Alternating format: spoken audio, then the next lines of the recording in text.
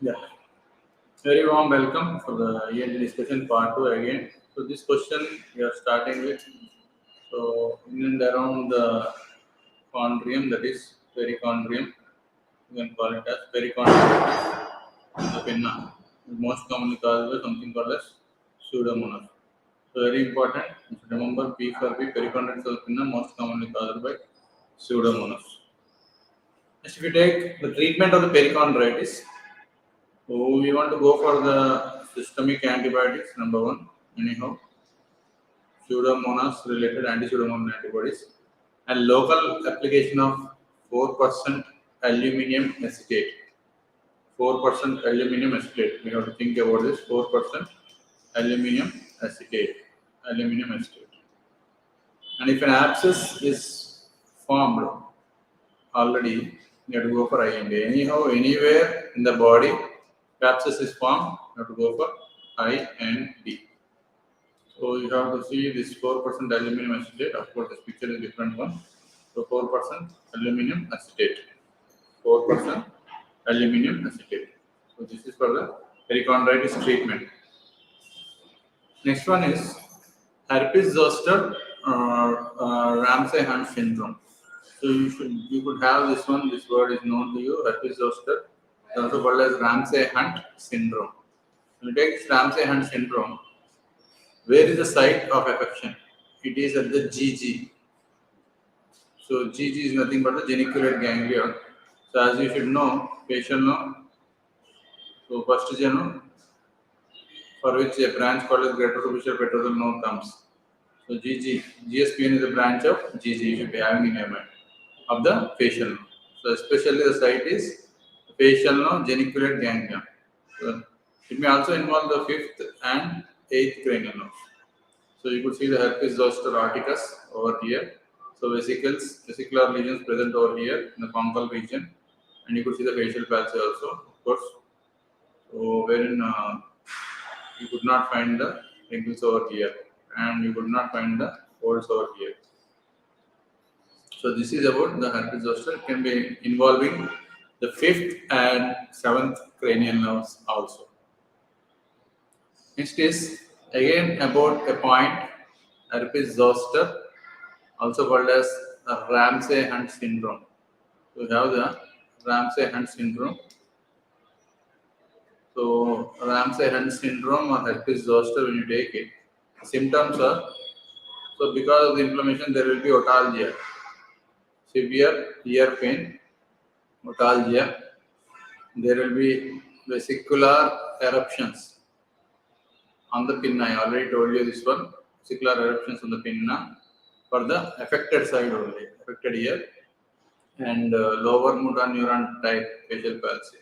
As you know, So LM and facial palsy, the entire half of the face is gone.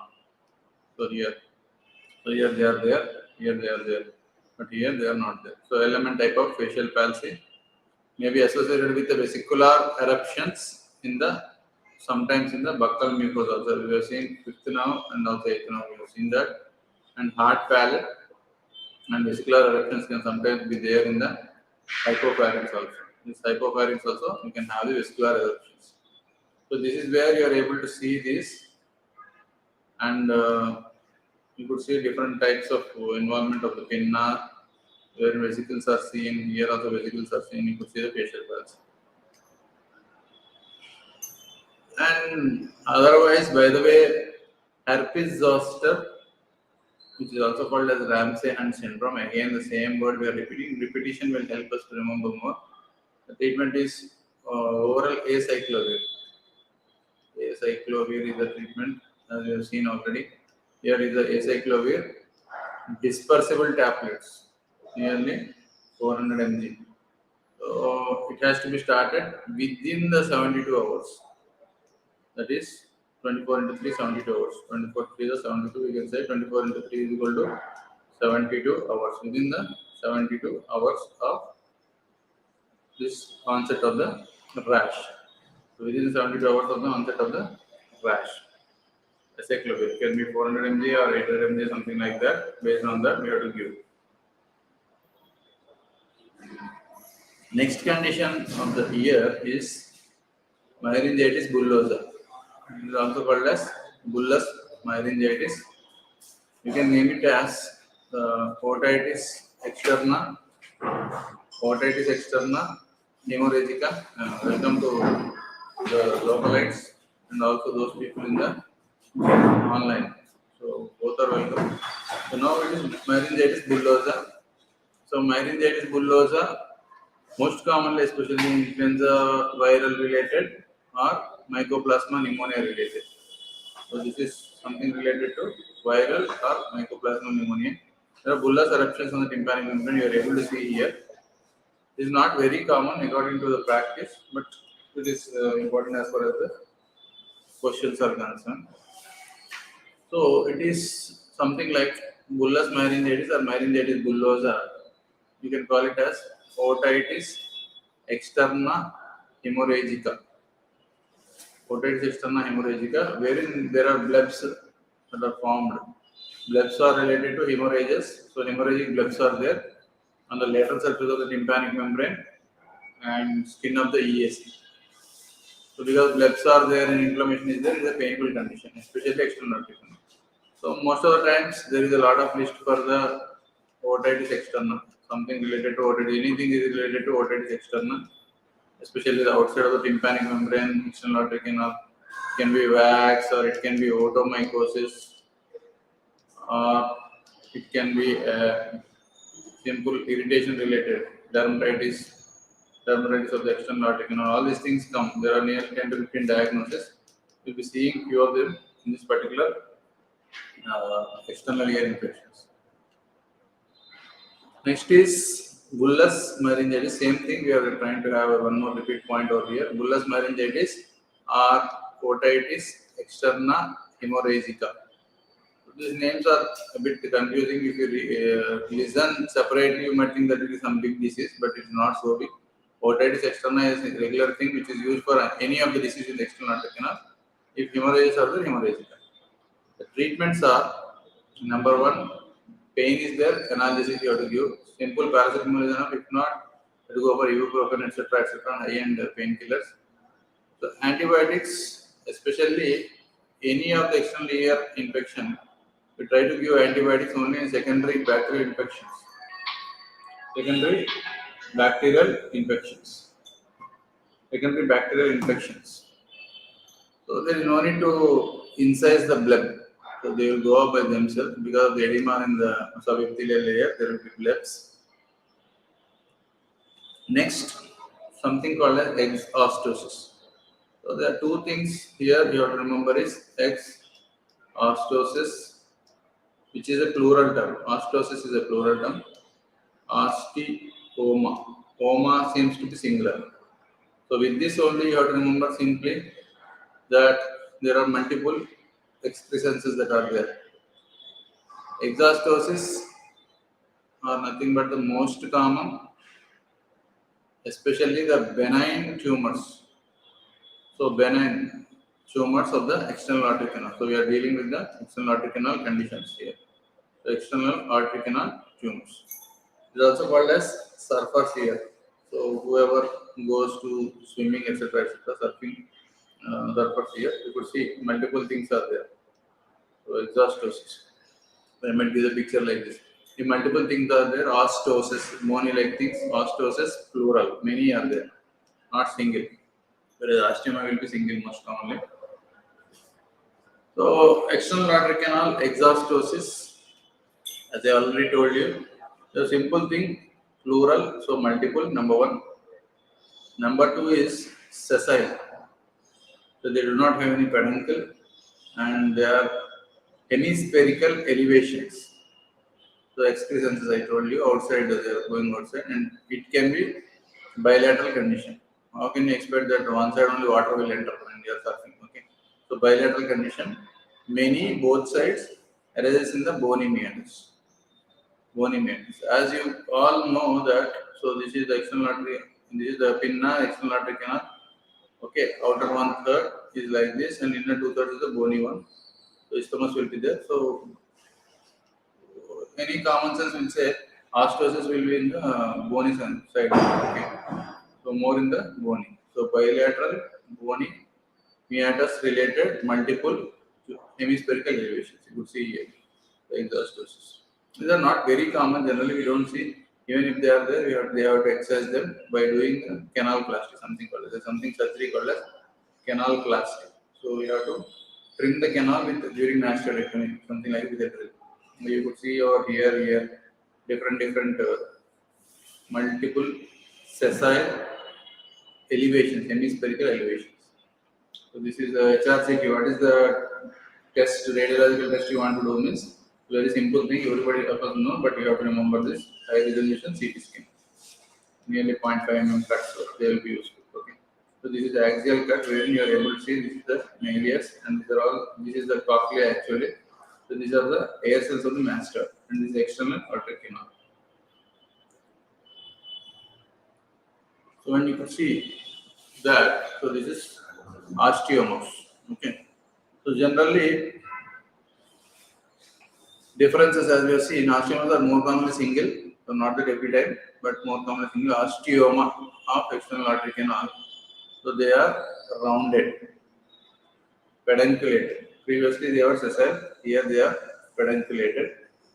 They are unilateral condition, the junction of bony cartilaginous meatus.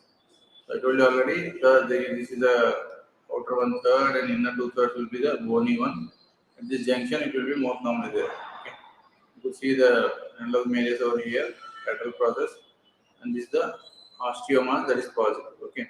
So especially unilateral, you could see that it is unilateral. Okay, they are not sessile, they are pedunculated, like hanging. So osteoma is like a fruit, something like it is having a peduncle and it is hanging at the junction. Imagine that at the junction something is hanging like this. You should think of osteoma. Next, other differential diagnosis of otitis externa is impacted wax. Wax, it is also called as cerumen. Cerumen, which is secreted by the ceruminous or sebaceous glands in the cartilaginous part of the external artery canal. Especially this cartilaginous part, which I told you already, is outer one third, and inner two third is the bony one. So wherein there are a lot of sebaceous glands over here, and there are a lot of hair follicles also. So here, furunculosis are also common. Furuncle is also common here only. It is not possible in the internal part, that is bony part. It's not possible. Furuncle cartilaginous part is possible, and you could see this is the wax that is there in the external artery canal. Especially it is filled with hair also sometimes. You can as simply as diagnose this, and treatment is by syringing. Generally, we do the syringing to clear all this wax under local anesthesia spray, something like that. Especially with NS, you can clean or warm water you will be cleaning. Okay, this is a regular protocol. Sebaceous glands and ceruminous glands. Okay, it is called as cerumen. They are protecting and they are having lysozyme enzyme. They kill the bacteria, etc. For syringing, pinna is pulled upwards and backwards. As we know, because of the constrictions and the presence of canal in such a position that if you pull it upwards and backwards, so that the posterior superior wall of the meatus is exposed. So you have to flush it over here, posterior superior part of the canal, so that this wax comes out. You can remove it with a something called as Jobson-Hahn probe. Something called as Jobson-Hahn probe. The name of the instrument which we use regularly to remove the wax is Jobson-Hahn probe. So it looks something like this only, or this is a plastic one. Jobson-Hahn probe will be something like this, like a stainless steel one, which is looking like this. It's thinner, of course. I'm sorry, not able to draw the diagram. So it will be something like this. With knurling here, so that you can put cotton also here, fluffy cotton, so that you can clean the canal after removing all the wax. So this is also helpful to do dry mopping after that, something called dry mopping. Procedure related bits, of course, they are rare, relatively less common. Why? Because they are only practical things which you should be learning after joining PG in ENT. Okay. Contraindications of syringing. So syringing can be done in many of the issues, but sometimes you should not be doing it. Previous year surgery, the healing will be occurring, therefore you should not do the syringing. Next is perforation of the tympanic membrane. So you should not do because it will elicit all the nystagmus, etc., and also cause vertigo because it will stimulate the lateral semicircular canal. Next, acute inflammation. Better not to do because already the canal is in inflamed condition. So if you do that, what happens is unnecessarily the inflammation is increasing. So, and bromide also. So once you should ask the history whether bromide is inserted or not. When the bromide is inserted like this, and if you are trying to do syringing, what might go inside, and it may cause acute otitis media or anything like otitis media with effusion again may start, or it may inflame immediately here, or it may also cause vertigo because of stimulation of the lateral sensory canal.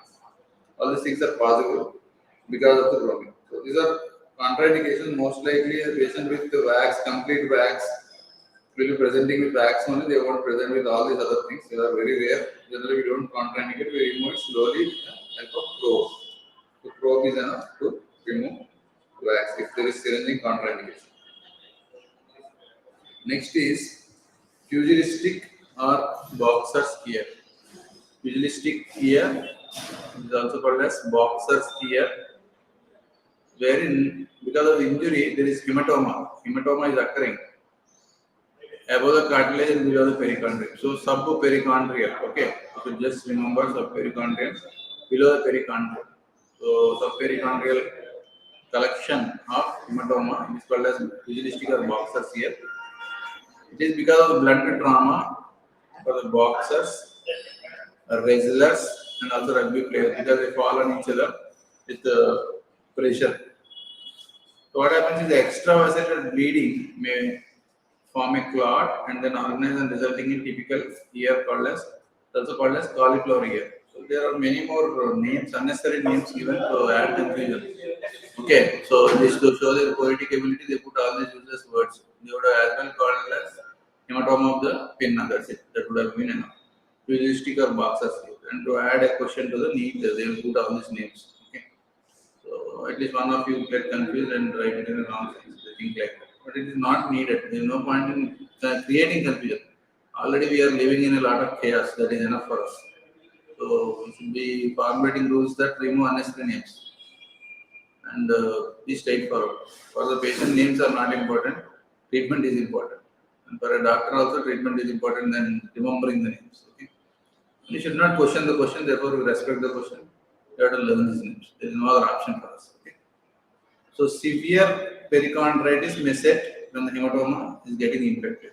So this is like looking like cauliflower. Therefore, the author who has seen it for the first time might have named it as cauliflower ear. Okay, looking like a cauliflower or something. Okay. Treatment of cauliflower or box ulcers here is just by aspiration of hematoma under strict aseptic precautions. Strict aseptic precautions, aspiration can be done with a needle, 18 gauge specially, preferably, and pressure dressing.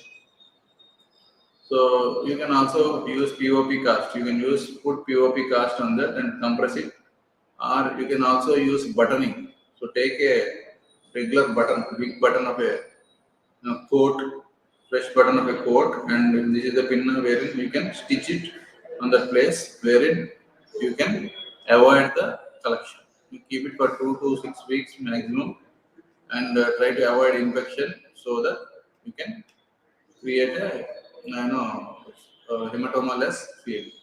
So before the putting of the button, you try to incise it and then remove all the fluid so that the fluid doesn't get collected. So pressure has to be applied. That is the only principle here. Especially you can use dental rolls also, and you can put sutures as I already told you. So there should be prophylactic antibiotics to be given,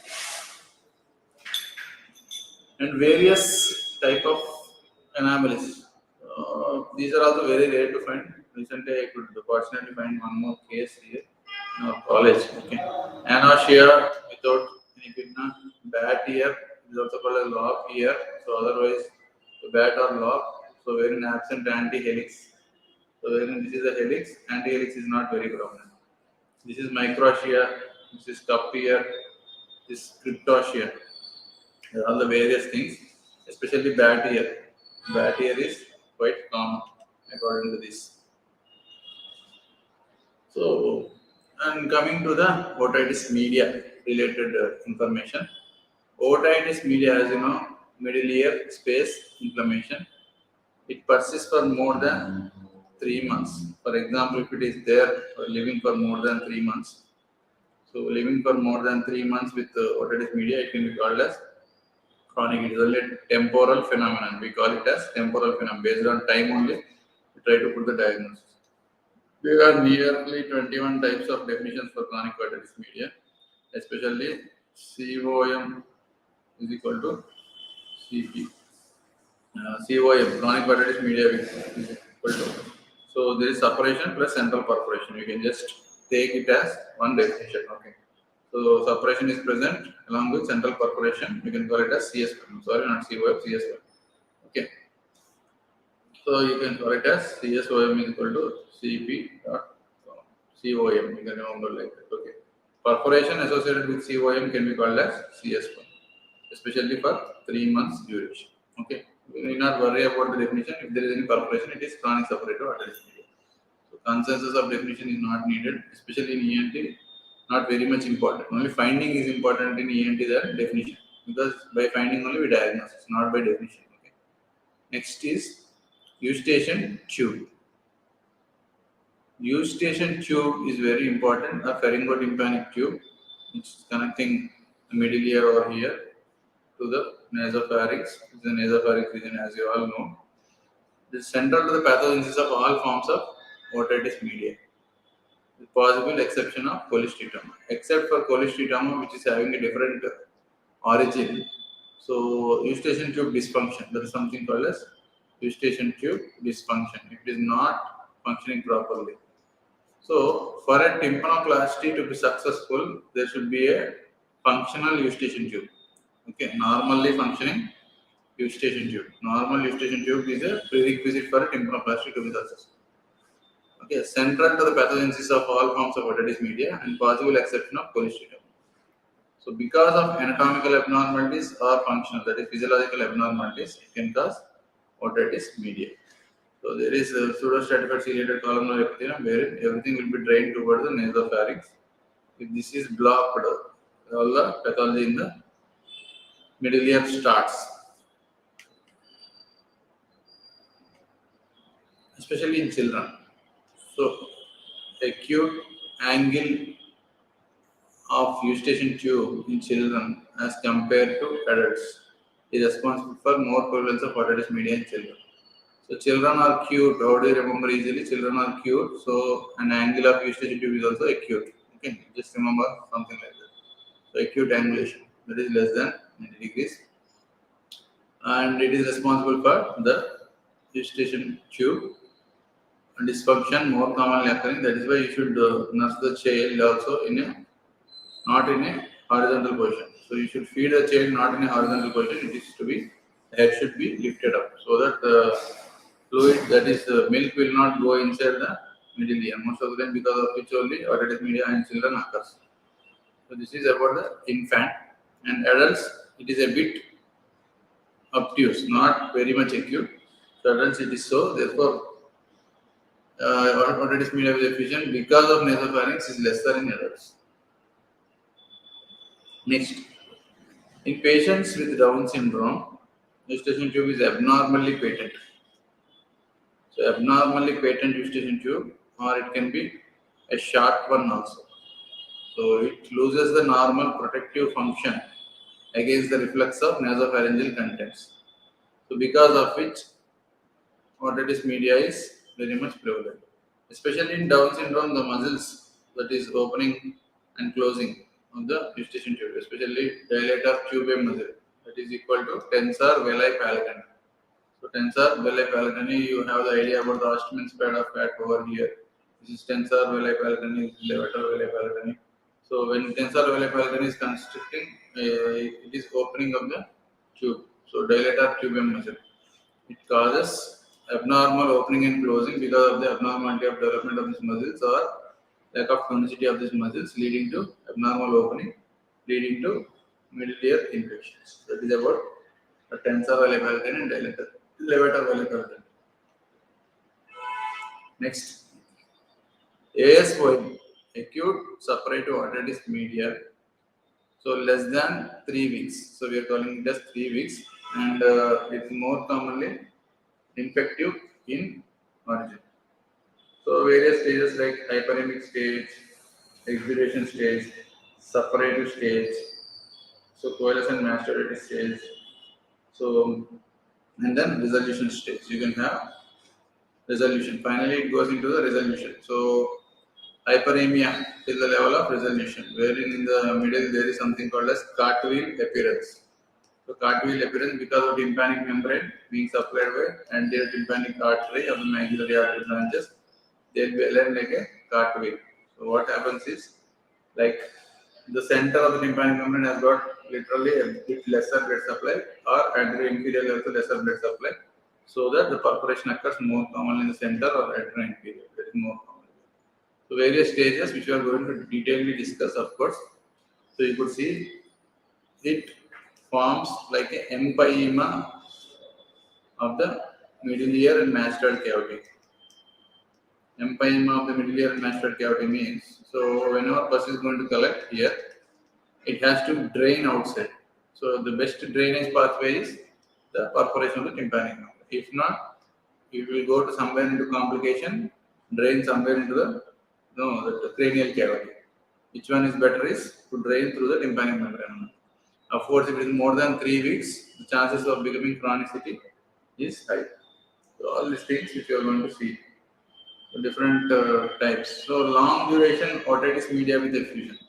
So there is one word called as otitis media with effusion, or serous otitis media, or non-suppurative otitis media, serous otitis or non-suppurative otitis media, NSOM, or blue ear, or many more names are there. We are not going to discuss that. So this otitis media with effusion, there is a sterile fluid. So because of the eustachian tube dysfunction, it leads to otitis media with effusion. Because of the sterile fluid collection, later on it might get recurrent upper respiratory tract infection. It might get into ASOM. So ASOM, if it is for a longer duration, not getting cured properly because of lack of immunity and because of persisting infection, it can lead to CSOM. This is one theory of tubotympanic disease. Okay, as we could understand it regularly. So if it is more than 3 weeks, the chances are going to be more. So causative organisms, especially you should remember that Streptococcus pneumoniae. Okay, you can remember this. Okay, Streptococcus, Haemophilus, and Moraxella. So this is the order of the infection. Streptococcus, Haemophilus, Moraxella. Streptococcus pneumoniae is nothing but your pneumococcus. Okay, pneumococcus. Whereas if you take chronic suppurative otitis media, more commonly Pseudomonas or Staph aureus. Pseudomonas or Staph aureus are more common. Based on the institute, Pseudomonas and Staph aureus are more common according to based on institute and place. Especially Indian scenario, Pseudomonas and Staph aureus dominant. Okay. So ASOM, the incidence is peak at the level of 2 years, first 2 years of life, and you are able to see Streptococcus pneumonia or pneumococcus over here in this picture. So most common route is through eustachian tube only. We have seen that eustachian tube dysfunction is the most common thing, and Streptococcus pneumonia is the most common organism. Just to remember, Streptococcus pneumonia. Whereas there it is, so pericarditis is Pseudomonas, as we have already seen in the first bit. Okay, Pseudomonas, pericarditis. And also your CSOM also Pseudomonas, you can remember. Stages of ASO. So the same thing is given in a different textbook which I already told you. Stages of hyperemia, exudate, suppuration, and coalescent mastocytosis, etc. are given as first the tube gets occluded. So TO2 to get the ASOM, first step is to TO2, that is tubal occlusion. Because of tubal occlusion, there is conductive deafness, as you know. Because of tubal occlusion, there is earache. Earache, especially radiating. Eustachian tube dysfunction, earache radiates towards the parotid region. You can just say parotid region is also painful in this particular patient. Stage of pre-suppuration. So tubal occlusion, pre-suppuration. That is wherein you can have deafness and fever. Stage of suppuration. So suppuration, as you know, first is there means fever will be there. Severe pain, lancinating, excruciating pain will be there. Tympanic membrane bulges and finally ruptures. Stage of resolution and finally stage of complication. So complication is something like a given up phase. You have got a big abscess inside. So you could see this cartwheel appearance here. Cartwheel appearance is very important, especially in this AS1. They will be asking you this question. So you have to know this cartwheel appearance.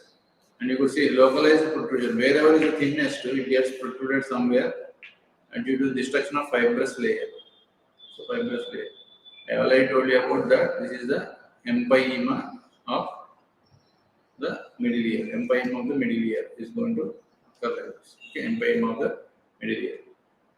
And mastoid, even the mastoid also. So all these spaces, they behave like a single pus-filled cavity. That is what your empyema.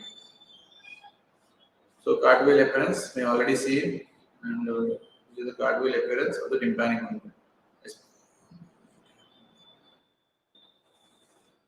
So cartwheel appearance of the tympanic membrane is seen in AS, so you should remember.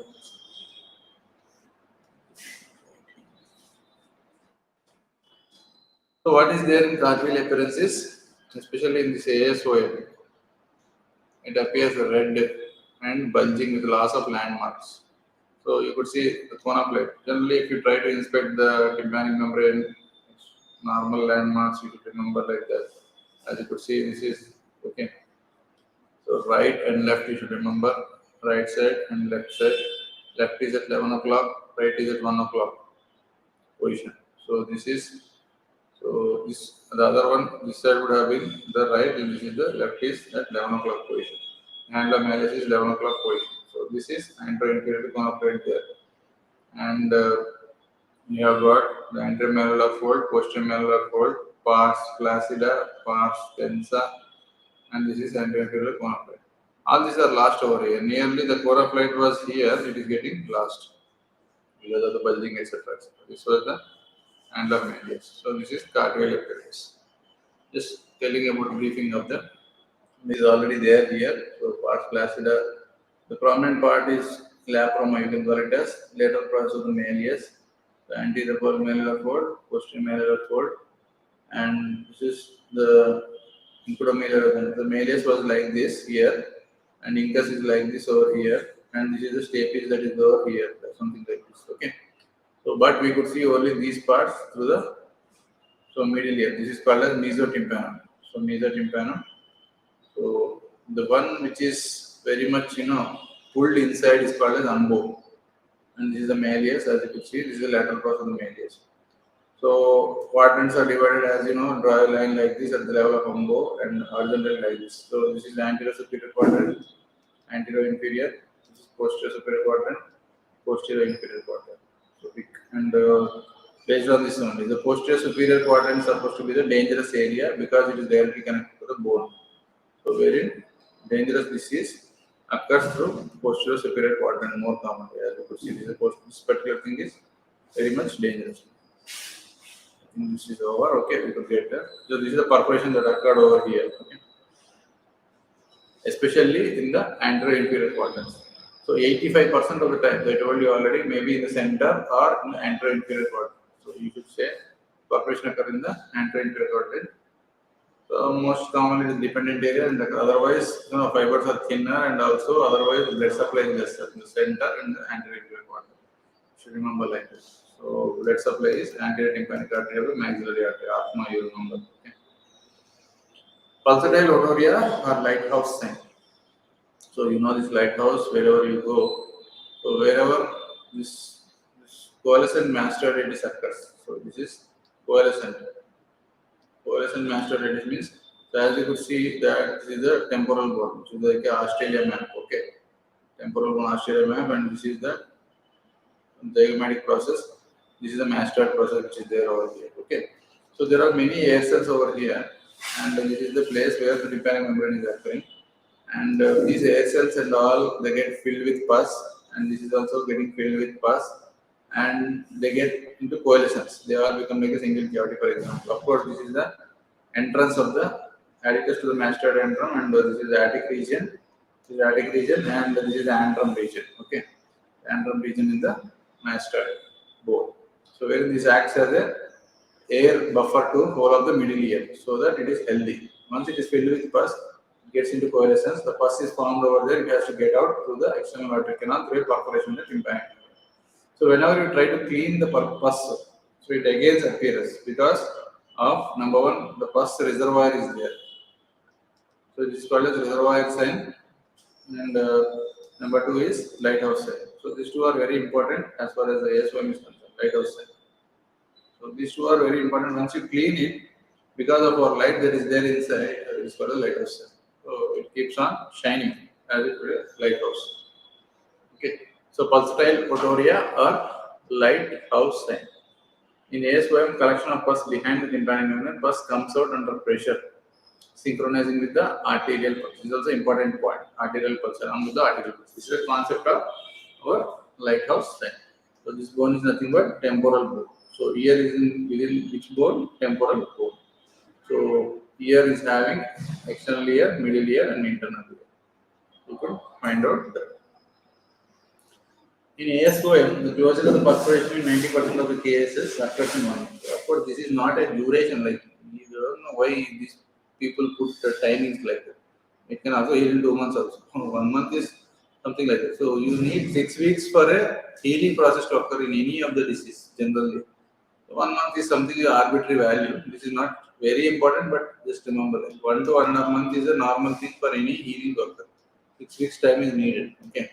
Even when we do surgery also to heal completely, at least with 80% of the tensile strength, you need 6 weeks minimum. Okay. 1 month is something, it's an arbitrary value.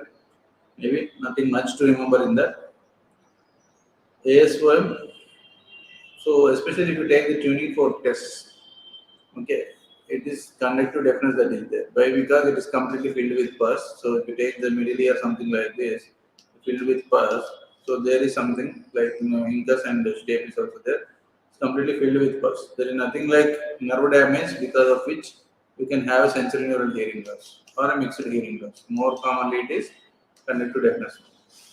And facial palsy in ASOM is rare. So, but you have to remember one point here. In 50% of the temporal bones, 50% of the cases, the horizontal segment is decent. The horizontal segment of facial nerve is decent. Where is the horizontal segment running? So between the lateral semicircular canal here and this particular oval window, this is the round window. So this is the facial nerve horizontal segment. comes like this horizontal segment and goes like this. Is it or not? As you know that. So this is the canal is dehiscent. In the fallopian canal, horizontal segment of the facial nerve in 50% of the cases is dehiscent, which is called as fallopian canal. The canal for the facial nerve is called as fallopian canal. So what happens is, because of the pressure effect, the bone is not there on this nerve. If pus is there over here, what happens is pressure effect. Recently, we have seen one medicos case like this, ASOM developing into facial pus. So it is rare, but the possibility is higher. Okay, possibility is high. Why? Because in 50% of the cases, the canal is dehiscent. Okay, always chances are there. Treatment of watchful waiting in AS1. So initially, you can just go for conservative therapy. Later on, you can go for antibiotic. For healthy 2 years old or older children with non-severe illness, mild otogen fever, because AS1 symptoms improve in 1 to 3 days. So generally, pediatricians will treat this pediatric acute otitis media. Once it is not getting resolved, then they send to the ENT consults. Okay. So when if symptoms are not getting resolved, for example, 3 to 5 days also symptoms are not getting resolved, what should we do is, so you have found something like a congested and pus filled ear. So you have to go for something like a myringotomy. The pressure is there inside myringotomy. Okay. So what happens generally if no pus is there, it is called as NSOM. I already told you, non-suppurative otitis media. So serous otitis media, blue ear or blue ear, etc. In that also you have to go for myringotomy. So any abscess, what you do is incision and drainage. You know that abscess is removed by incision and drainage. The same thing if you do in the tympanic membrane, it is called a myringotomy. Myringotomy is nothing but your tympanic membrane. Okay. We have seen the bullous myringitis. Myringotomy is nothing but your tympanic membrane. You have to go for myringotomy, especially to remove fluid in ASOM and to remove the pus in, especially to remove the fluid in NSOM, pus in AS1. And especially along with this, we have to put the grommet insertion. Okay, as simple as that. This is known to everyone, but now slight confusion occurs as far as ENT is concerned. Why? Because mostly it is theoretical. You don't see the practical issues. So to avoid confusion, at least experienced person, if you say once, will remember. Okay, that is one. So this is about myringotomy. So there is something called as tympanotomy. They might be asking you about tympanotomy. So what is the difference between myringotomy and tympanotomy? If you are elevating the annulus and lifting the flap above and lifting the tympanic membrane, it is tympanotomy. If you are putting an incision on the myringos, that is tympanic membrane, it is myringotomy. Differences between myringotomy and tympanotomy. Next is wakeful watching in ASPM is not recommended for children under 2 years, even in the case of certain diagnosis. So we should be very careful. So what is the treatment of choice? Especially amoxicillin, augmentin we will try to give in divided doses in 10 days is the drug of choice. So amoxicillin plus clavulanic acid is the most commonly given drug. So myringotomy, especially you could see. So this myringotomy and grommet insertion we are trying to tell you here is that with the help of a myringotomy. So it just looks like a, it's not like a straight instrument. It looks like this. Okay, the instrument looks like this. The handle will be here, and then the tip will be sharper like this. Okay, something called as myringotomy. Okay, so it is curved to give angulation to cut. Okay, we are giving an incision only. So this external artery canal through which incision is given. Pus is removed. Of course, generally grommet is not placed for AS1, especially in serous otitis media only. We try to do the grommet. Especially the other name for this grommet is also called as pressure equalization tube. Because we are trying to, because the pressure here is not equal as pressure equalization tube. This is called as pressure equalization tube. So this is called as pressure equalization tube. So indications for myringotomy. Very importantly, tympanic membrane bulging and there is acute pain. For example, you have got severe pain, bulging tympanic membrane which is not getting decreased. I told you that you have to go for incision and drainage. Same thing, acute pain is there, you have to remove that. And incomplete resolution with antibiotics. incomplete resolution with antibiotics, and patient complaints of persistent deafness. Persistent deafness. Okay, acute pain, antibiotic treatment also not resolving persistent deafness. That is cognitive deafness. That is remain negative. Persistent effusion beyond 12 weeks. 12 weeks is nothing but 3 months. So beyond that also effusion is there, you can go for laryngectomy. And one more important indication, what I told you is horizontal segment of the patient now runs like this, the pressure on that 50% is decent. In that situation, the treatment of choice is laryngectomy.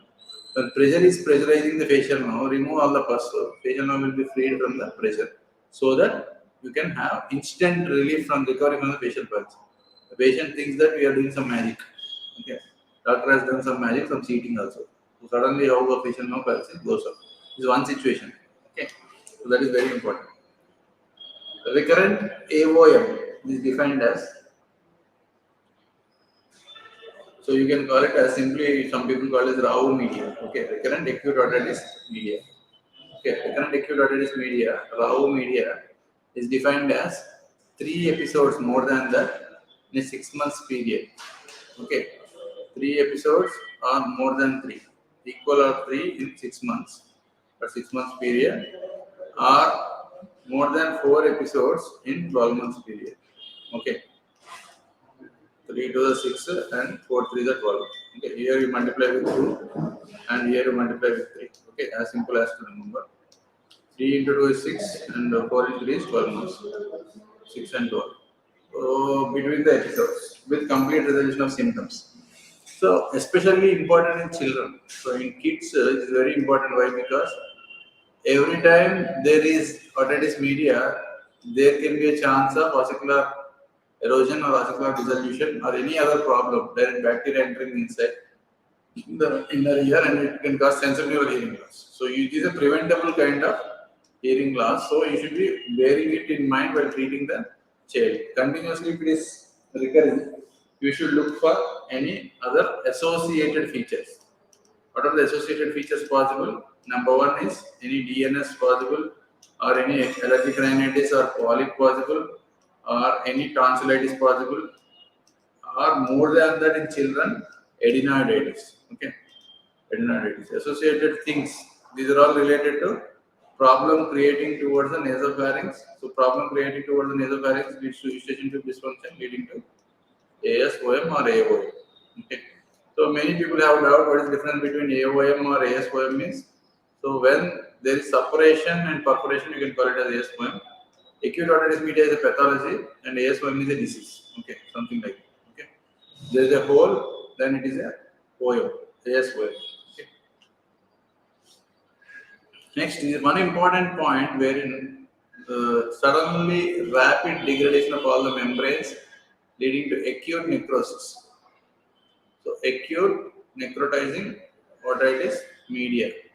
It's a variant of ASOM, especially suffering from measles. Their immunity is lower, therefore the damage that is occurring is very fast. Example like measles, scarlet fever, and influenza. Measles, scarlet fever, and influenza. Measles, scarlet fever, and influenza. In this type, wherein there is a rapid damage, there is a necrosis of the ossicles, necrosis of the bone in and around. So, because of rapid destruction, the organism is having high virulence and the host is having less immunity. So, and the destruction is heavy, as you know. Acute necrotizing otitis media, it is called as ANOM. Okay. AMOM, acute necrotizing otitis media, is caused by beta hemolytic streptococci. So, beta hemolytic streptococci, and complete hemolysis can be occurring in that. So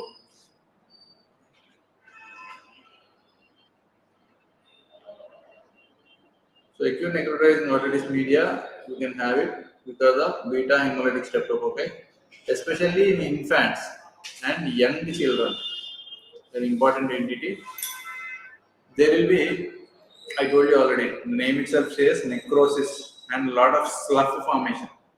So blackish debris will be there, slough. of the tympanic membrane. So because of the tympanic membrane, blood supply is gone, it leads to necrosis, as you know that, leading to a marginal perforation. So marginal perforation, necrosis of the ossicles, especially seventh nerve palsy can be there, foul smelling discharge because of necrosis, due to necrosis of the tympanic mucoperiosteum. So whenever there is a foul smell, the importance of this foul smell is that foulness is because of bone destruction. Bone destruction. So when there is bone destruction, the foul smell is there. Even osteitis, okay, osteomyelitis, all those things, foul smell will be there. Okay, bone destruction because of collagenases and elastases. This is also correct in cholecystium, collagenases and elastases. So these are the enzymes that are responsible for the destruction of the bone, leading to foul smell. And the treatment is, as you know, beta-amyloid streptococcus, IV penicillin, fulminant cases, gamma globulin is also given to combat the lost immunity. Okay, and in resistant cases, acute mastocytic supervenes, cortical mastectomy. So, note about this mastectomy is that a reservoir, for example, reservoir of infection is nothing but your mastoid. So, therefore, remove the mastoid, as simple as that.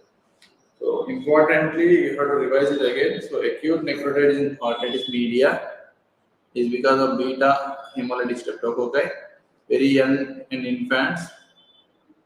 Necrosis occurs, sloughing occurs. Even in malignant otitis section also there will be granulations. Okay, much worse than that is the sloughing. So granulation is active inflammation. Sloughing is everything is gone, already dead. So at least inflammation is better than dead. That manner you should think. And marginal perforation. So I told you already that this marginal perforation. Marginal perforation is always dangerous. Why? Because it is nearer to the bone. If you take this one as tympanic membrane, perforation here is okay. But perforation here is, what is marginal perforation? Perforation surrounded by bone. One of the margins is surrounded by bone. When bone is gone, everything is gone. Why? Because chances for complications are high and chances for this dangerous disease are very high. Okay, because of the dangerous disease only complications are high. So mucoperiosteum is also gone. So there is one saying in CS1 that if mucoperiosteum is crossed, it is complication. See, in the middle ear, there is mucosa. If mucosa is only involved, it is tubotympanic disease. If periosteum is also involved, it is epidural disease. If that is also crossed, then it is complicated disease. So you should think in that manner that it is going to go cross the corridors. It's going to cross the corridors. So there are two things like sequelae and complication. So sequelae is something which is related to disease-related sequelae. Complication is related to crossing the borders. So sequelae is because of the disease. For example, if you take tympanosclerotic patch, it is sequelae. But our otitis media with the film, it is sequelae, something like that. But if it is crossing the barriers and going towards some other middle ear cavity linked to tegment tympani and linked to the middle cranial fossa, that is a complication. So because it is crossing the mucoperiosteal barrier. Okay, that is as simple as that. So one more thing, as we have already discussed, NSOM. I have already given you the hint. So it is fair that you get some hint in the previous slide itself, so that you have a concept of it. So this is the way generally what is an experienced person reads, and regular person reads the things. Experienced person we get the concept before itself. Okay. So when you are taking the NSOM, you could see the cone of light over here. Of course, there is some amount of blood vessels, there is some amount of congestion that is here. So non-suppurative otitis media is also called as serous otitis media or secretory otitis media with effusion or mucoid otitis media. Okay. So one more word here called as MOM, mucoid otitis media, and also blue ear, NSOM. Okay, and whatnot and whatnot. If you like one more, you can call it as one more name also. Okay, without relation to suppression. Okay, one thing I don't like is number of names. Don't give too many pet names. You will become pet like a dog. You have to remember all those names. So secretory otitis media is characterized by non-purulent. There is no pus at all, but there is effusion, especially in 2 to 6 years of age. It is commonly involved with adenoid hypertrophy. Very important. Okay, adenoid hypertrophy. Okay, adenoid hypertrophy. Where are adenoid means? Just to draw two lines like this, mirror images. Okay, this is the center of the body in the nasopharynx. So wherein what the fossa of Rosenmuller here, this is the torus tubaris over here, and here comes the, for example, we are going to come forward like this. We are going to go towards the roof of the nasopharynx. So posterior pharyngeal wall, especially the first cervical vertebrae. This is the first cervical vertebrae. 1, 2, 3, etc. We go down. So this particular thing is called as nasopharynx, where in roof and junction of the roof and posterior pharyngeal wall there will be adenoid hypertrophy. Okay, adenoid hypertrophy. Causes of secretory otitis media. Secretory otitis media, if you take secretory otitis media, it is because of malfunctioning of the eustachian tube. Once again, eustachian tube dysfunction. Next, I told you is the adenoid hypertrophy. Tumors, maybe benign or malignant, maybe it is angiofibroma or nasopharyngeal carcinoma. Next is cleft palate and palatal paralysis. Vagal paralysis, palatal paralysis, cleft palate. Cleft palate, I told you, tensor veli palatini, okay, levator veli palatini, these are all related to eustachian tube function. Okay. Next is otitic barotrauma, chronic rhinitis, chronic sinusitis, chronic tonsillitis, viral infections, like especially the adenovirus and rhinoviruses. Adenovirus and rhinoviruses can also occur due to inadequate treatment of ASO. So incomplete treatment or inadequate treatment of ASOM is also one of the reasons for this particular non-separative otitis media. So this can lead to this or this can lead to this also sometimes. Okay. If this get infected, it can lead to AS1. If this get inadequately healing, this one. So while, for example, you are traveling in a flight and you are enjoying the climate outside, it's very good. While you are descending, so there is a locking pressure. So 90 mmHg, the descent will be there. So your eustachian tube is getting locked over here. Okay, eustachian tube is getting locked. What happens after the locking? So there is a lot of fluid collection over here, and this also leads to this one. So that is what is called as otitic barotrauma. So when you are trying to be in a flight, especially in that situation, and later on there will be severe negative pressure, for example, on this one, and leading to even the mastoid also gets filled with effusion. That is a quite common thing. All these things can lead to ASM. So these can lead to perforation. At least 6 to 8 weeks you have to treat these conditions, especially with antihistaminics, steam inhalation, nasal decongestants. All these things are regularly taken. To avoid this also, you can take levocetirizine or antihistaminics or decongestant before getting into flight. You keep on doing the Valsalva maneuver or Toynbee maneuver, keep on swallowing, so that eustachian tube is in function. This is the general experience when we are traveling in flights. So most common cause of serous otitis media, I already told you this one, adenoid hypertrophy. Okay, so these are the adenoids that are present over here, and these are blocking whole of the nasopharynx, and secretions will be there. Secretions will be there, and the infection will travel to the eustachian tube toward the middle ear. Very important. So you could see here, most common cause of, this is very important question. Actually, Chinese population, unilateral serous otitis media with effusion. Otitis media with effusion unilaterally, especially with B-type curve, as we have seen already in the impedance.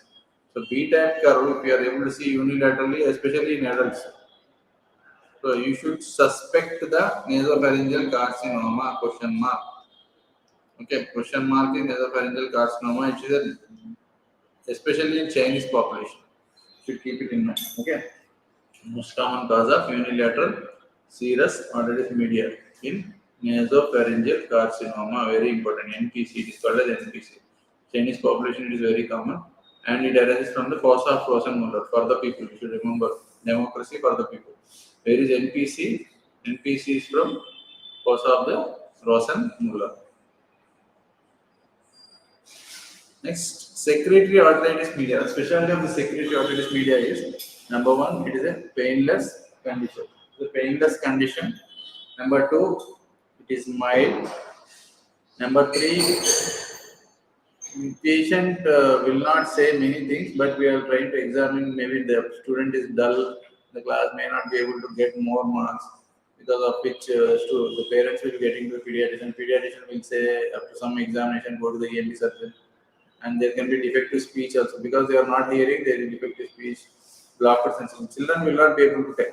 Okay, so this is the hearing loss that is possible, as you could see. So early stage related. So here 20 is normal, as I told you. Upper part of the graph is normal, lower part is sloping, reverse sloping, something like that. It is related to otitis media with effusion. Keep on. And B type is the curve impedance audiometer. So B type.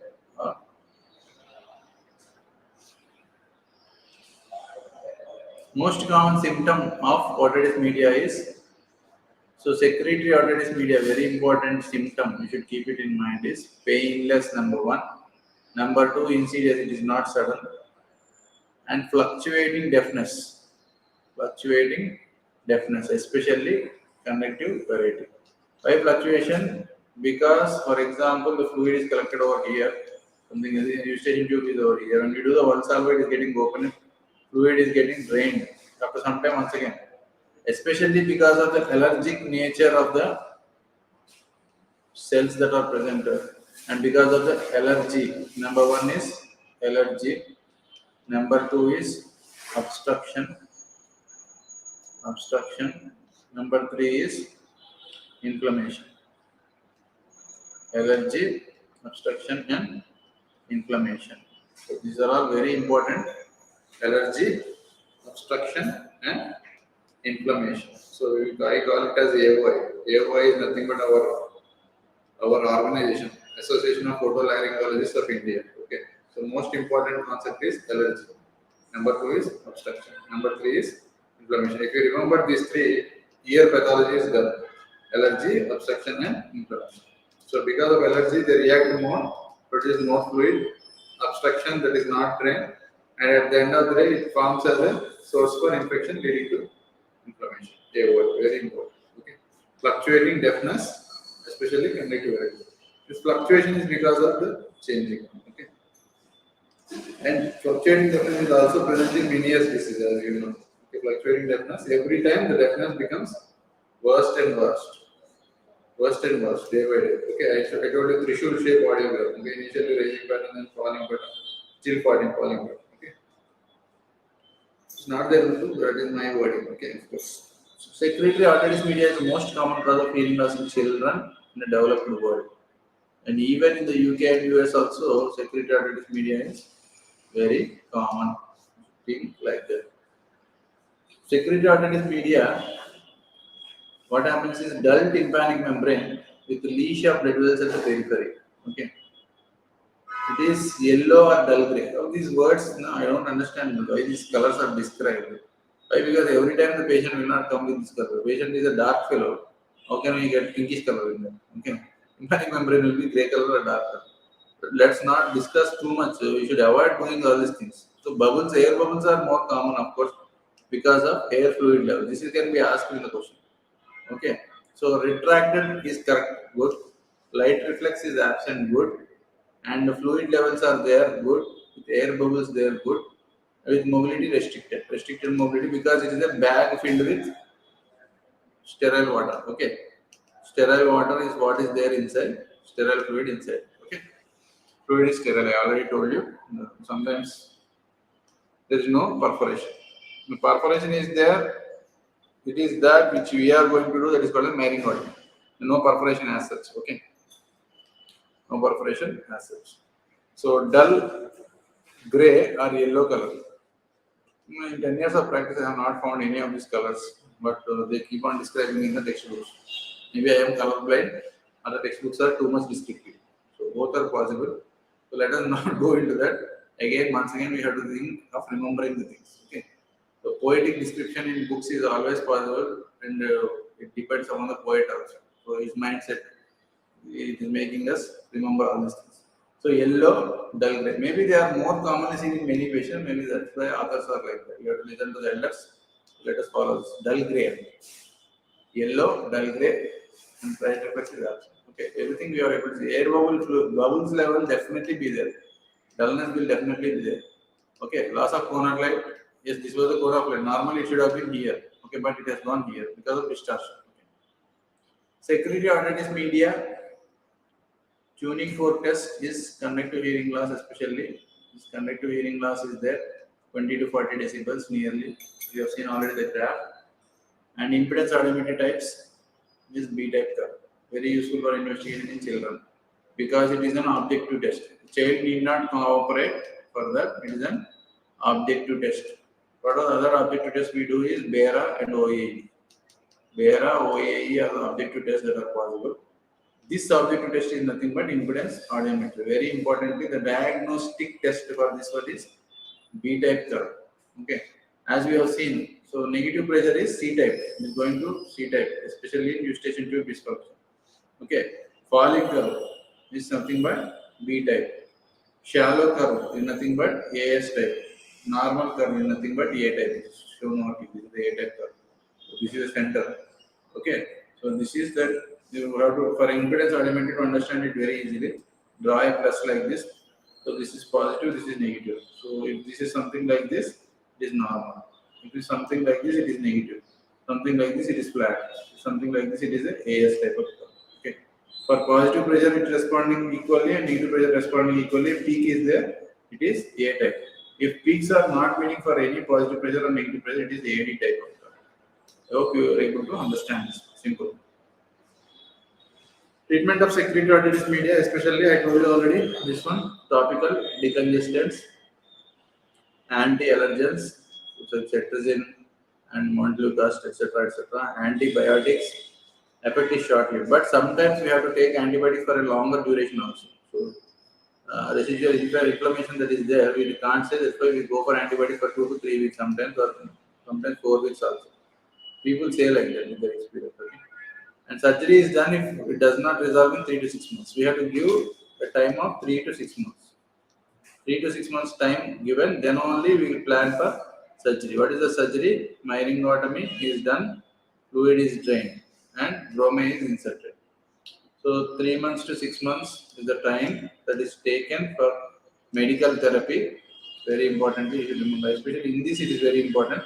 You will give nearly half year. Okay, half yearly time, quarterly or half yearly. For example, the child joined the school. You wait till quarterly exams and half yearly exams. Even then, it is not getting result. You go for myringotomy. Then he will be qualifying better than the annual exams. Okay, as simple as that to remember. Okay, and surgical management of the causative factor. Very importantly, it is adenodectomy or tonsillectomy. You have to go for these two surgeries if needed. I already told you these things. In secretory arteritis media, the myringotomy incision is given. Incision is a radial incision given in the anterior inferior quadrant. Okay. SOM AIQ. Just remember like that. Okay. So anterior inferior quadrant is more important, especially in secretory arteritis media. In SOM, you go for anterior inferior quadrant. So example, if you take this is the tympanic membrane. So this is the cone of light. So this is the right tympanic membrane, and this will be the left tympanic membrane. We are trying to draw it like this. Okay. So where you want to go for this incision is, you have to go for incision over here. So especially the cone of light, wherever the cone of light is there, okay, you have to go for radial incision. Just follow a border of the cone of light and try to incise. Of course, cone of light is not there, but where imagine that cone of light is there here, try to give an incision like this. It is with an laryngotomy, and grommet insertion is also a must. So you could see here, aero-arteritis media or barotrauma, aortic barotrauma. So wherein the etiology is rapid descent during air flight. underwater diving or compression in pressure chamber. So underwater diving like scuba diving, etc., etc. Okay, scuba diving, etc., etc. So normally, whatever, if you are at a height, for example, the simple concept is at a height. For example, if you are flying like this in a flight, something like this, at a height, this is the atmosphere, and for example, this is a sea that you are diving. So whether you want to fly high or jump down. So as you go higher and higher, the atmosphere here it is P means it is decreasing. Half P, 1/4 P, okay, 1/8 P like that. Pressure is decreasing. If you are going down and down, the P which is increasing. So here it is 2P, it is 3P, it is 4P. So because of this pressure differences, this is P is the, as you know, mercury related. Okay, 760 millimeters of mercury, 76 centimeters. So it keeps on decreasing here and keeps on increasing here. From here to here, if you are trying to, for example, you are going to land with a plane like this. Okay, on the ground you have landed suddenly, rapid descent has occurred. So what happens is pressure changes will occur. So whatever was 0.5 P has become suddenly P. So because of the pressure changes, so whatever has happened here, so during ascent and during descent. So during descent, so it is closed rapidly. So what is happening over here, you could see, and based on that, this particular aeroarteritis media occurs. Suddenly, hemorrhages occur. Suddenly, there will be, sometimes there will be blasting of tympanic membrane. Okay. So whereas in this, the pressure also increases. If you go down and down and down, the same thing happening here. So that is why low pressure to high pressure is coming like this. The eustachian tube tries to, when you are trying to get down, okay, as you land the flight, then you should try to do more of the Valsalva, not by ascent. Okay. Ascent is okay. So imagine that pressure is increasing outside means the chances for otitis media, that is especially air or otitis media. Okay. So you could see here, you can just simply remember that this is a negative pressure over here, this is opening over here, and this is a positive pressure over here. So it is dissipated during ascent. Okay, here pressure is high, if you go up and up, so pressure inside the middle ear is high. That is, we are there on the ground, pressure is higher than as you go up and down, pressure is lower. So air comes out as a exit from the balloon. Whereas when you are descending, so inside the pressure is negative, that is decreased pressure. So less pressure is inside and high pressure is in the outside because 0.5 P is becoming P as you are getting down. So this is a negative pressure that was already existing in the middle ear and we are trying to descend. So high pressure is there. So what happens is this high pressure is leading to entry of air inside. Entry of air inside will lead to all the damages. Okay, just as simple as that. Whatever is there in the picture, I will try to explain it as simply as that. Okay, so 0.5 becoming 1, so negative pressure becoming less pressure becoming high pressure. Therefore, suddenly during descent there will be damage. So going down also, down and down in the water, pressure is getting increased. So suddenly you are going to get same feeling like when getting down to up, there is a chances for problem in the water. Okay, opposite. Yes. Pathogenesis of aeroarteritis media. Right? Any problem? I'm not able to understand. Anything wrong? Try and correct me. I'll be happy. Pathogenesis of aeroarteritis media, aortic barotomy. During descent, atmospheric pressure increases more than that of the middle ear by critical level. I already told you this critical level of 90 mm before itself. Okay, eustachian tube is getting blocked. Negative pressure in the middle ear, therefore retraction occurs and tympanic membrane hyperemia, engorgement of the vessels, translation and hemorrhage. So eustachian tube get blocked at 90 mm. Just remember like that. And otherwise, so pressure increase leading to all the damage. Aeroarteritis media. So we also see very few cases. Generally, I've seen few cases of these things wherein you have got same arteritis media with effusion like pictures. Suddenly there will be congestion, there will be red hemorrhages, blebs will be there sometimes. In one person, I have seen blebs formation. Just after the flight descent, he came to me the next morning. Seen blebs. I asked him whether someone has hit him on his ears. Okay, like slapped him on the ears. It looked like it, but he said, I just landed from US, sir. I had severe pain while landing. So that is what happens. Okay, the story also you can remember what I told you. That is a real one, not story. So severe earache is there. and deafness is there. As you know, tinnitus will be there, especially if there is any rupture of membranes or increased pressure on the oval window or round window. Tinnitus will be there. Next, air bubbles, hemorrhagic effusion, which I told you already in the example. And treatment is medical, oral, topical decongestants, antihistaminics, and myelinotomy. That patient recovered with medication only. He did not do any myelinotomy. Generally, we don't do myelinotomy unless it is indicated much. Myelinotomy is a very simple procedure. On a local anesthesia, we can do it with endoscope and you can put the chrome. So wherever you want to put the incision, you put. You want to break the tympanic membrane, wherever you want, you put the chrome. Especially antero-inferior quadrant, wherever the cone of light, a radial incision is given like this. Okay, if you the myelinotomy, put the chrome. Preventive measures is so like avoid air travel in URTA. I told you if anything is there, you get treated. Don't sleep during the descent. Sleep will make our eustachian tube patulous. Sometimes what happens is the muscles of the eustachian tube will not function properly. They are not active. So chewing gum exercise. So chewing gum will be done during descent so that eustachian tube remains open. Auto inflation of the eustachian tube by Valsalva. Keep on doing Valsalva. Okay, vasoconstrictor nasal spray. So increase the decongestion of the nose. In systemic decongestant therapy half an hour before the descent. In case of previous history. So you have to go for especially some tablet called as phenylephrine. So phenylephrine will be along with the ambroxol will be there. Along with that, cetirizine also will be there. So phenylephrine, ambroxol, we call it as NEETPG is a brand, very good brand. You have to prescribe it to the patients regularly. So this causes decongestion and also decreases the mucous debris and also causes anti-allergic effect. Okay. So phenylephrine. So otitis barotrauma. Otitis barotrauma. So it cannot occur in those who have perforation of the tympanic membrane. So the already perforation is there. What is there to do trauma? Okay. And during the ascent, the atmospheric pressure is lower than compared to the middle ear. So this thus eustachian tube opens passively and moves air from middle ear to the nasopharynx. So otitis barotrauma does not usually occur during ascent. So because of this, I already told you, atmospheric pressure is lower than compared to the middle ear. Okay. In chronic adhesive otitis media, adhesions from between the drum and the middle ear, while in atelectatic ear, there is complete collapse of thin drum.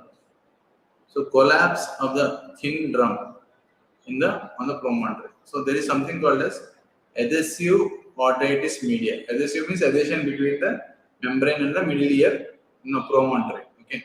Adhesions from between the drum and the middle ear, while the atelectatic ear, there is complete collapse.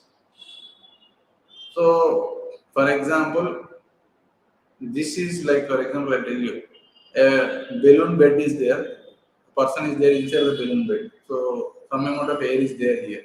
Whereas this is like a bed with a bed sheet and person below the bed sheet. Okay, these articles are like bed sheet. Okay, a person is sleeping below the bed sheet. What happens is the bed sheet is completely there on the bed, only on the person will be elevated. Here there is some amount of air. So, this is the difference between adhesive otitis media and atelectasis. Atelectasis of the lung, as you know that, right? Atelectasis of the middle ear, as simple as this is grade 3 actually. What we call it as this is grade 3. So if it is adhesive otitis media, it is grade 4, worst case of retraction. So grade 3 is some amount of air is there. Okay. Best treatment for adhesive otitis media is hearing aid. So when the patient is having connective deafness is correctable with surgery also. If patient is not willing for surgery, you can go for hearing aid also. Okay. So what you have to do surgery is you have to elevate the flap here like this, and then take one more temporalis fascia and then try to put a graft below this. That is what is called as simply myringotomy, tympanotomy, and you are putting a graft there. Now sometimes we put the silastic sheet so that the adhesions will not occur between the tympanic membrane and this one. Okay, it is something like you take a tabla, the layer of the tabla is falling on the inside. Okay, you try to put some air inside and then try to put the layer of the tabla normal. So then once again it forms like a percussion instrument. Okay, something like that. So that's simple concept. Don't think too much about this. ENT concepts are very simple, but you don't see them, you may not be able to understand with words. If you see them once, you will be able to understand. Once again, experience will tell us. Okay. Fluctuating hearing loss. So fluctuating hearing loss of conductive nature is seen in secretory otitis media. So I already told you, fluctuating deafness, the differential diagnosis is Meniere's disease also. Whereas in it is connective in serous otitis media, it is sensorineural venous disease. Whenever there is a fluid that is occurring, so as you know, scala vestibularis, scala media, scala media, scala tympani. Okay. So scala vestibularis, media, and tympani. Whenever there is fluid over here, there is a lot of bulge of the scala media and enters into the other places also. So what happens is every time there is a loss, there is a sensory neural hearing loss. Every time the patient has worsening of sensory neural hearing loss. Okay, worsening. What is happening is every time the hearing loss is getting added. Now it is 40, next time it becomes 50, next time it becomes 60, something like that. It gets worse and worse, but not normal. Because the damage of the hair cells will be there inside that because of pressure. So pot belly tympanic membrane. This is also poetic question. Okay. So I call it as why only pot belly, Okay. So you can call it as it's like a pot-like tympanic membrane, or it is like a bulged tympanic membrane, or the fluid-filled balloon-like tympanic membrane. Okay, whatnot and whatnot. Okay. If I got a chance to write a question, I'll write something to confuse people and torture people. Okay. Let us not get tortured by this. So chronic suppurative otitis media is chronic inflammation of the infection of the middle ear and mastoid cavity.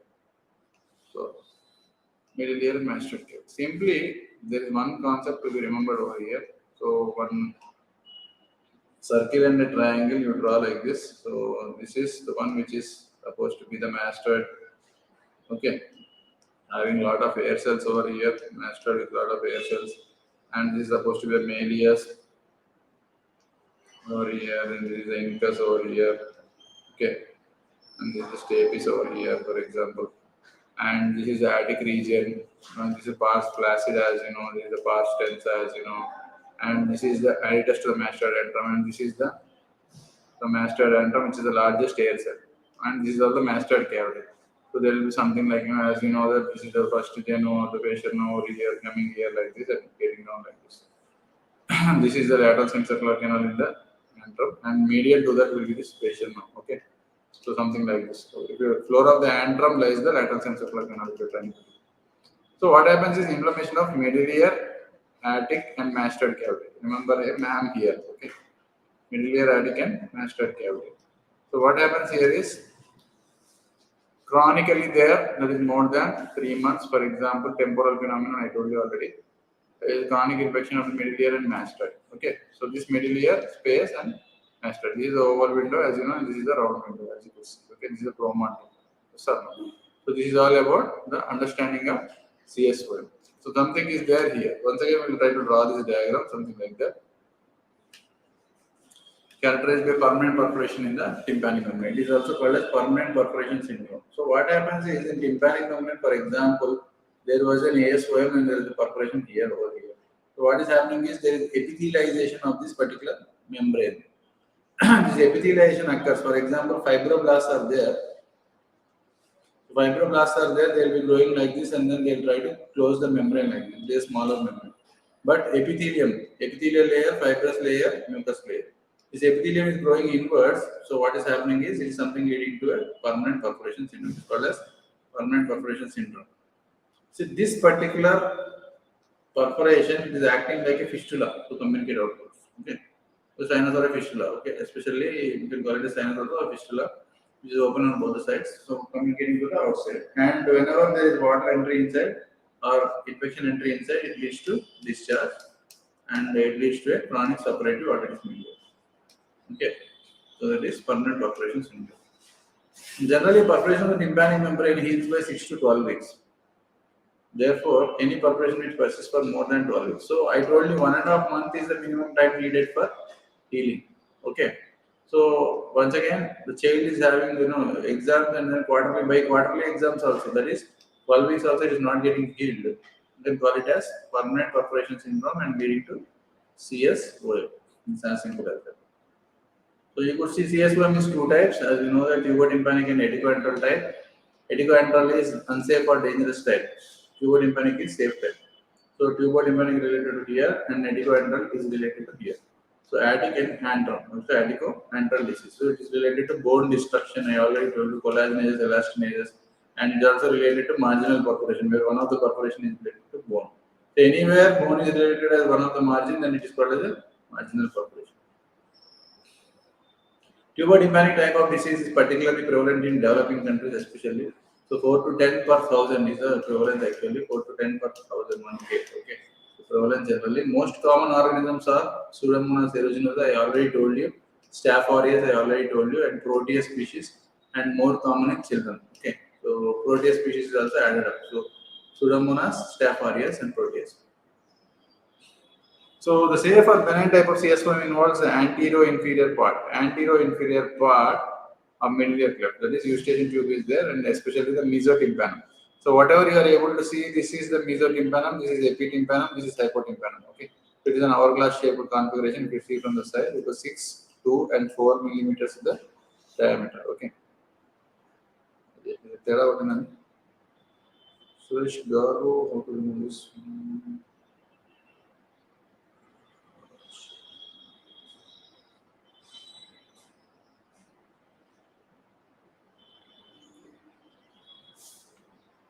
So what happens here is that safe type of benign type, eustachian tube, any part except the margins. Okay, all parts of the pars tensa except the margins. I already told you in the pictorial diagram. Okay, so pathogenesis of chronic otitis media. What happens in chronic otitis media is perforation is tympanic membrane is not intact, it leads to perforation. Initially, it is acute otitis media, reflex from the nasopharynx. Nasopharynx is also involved.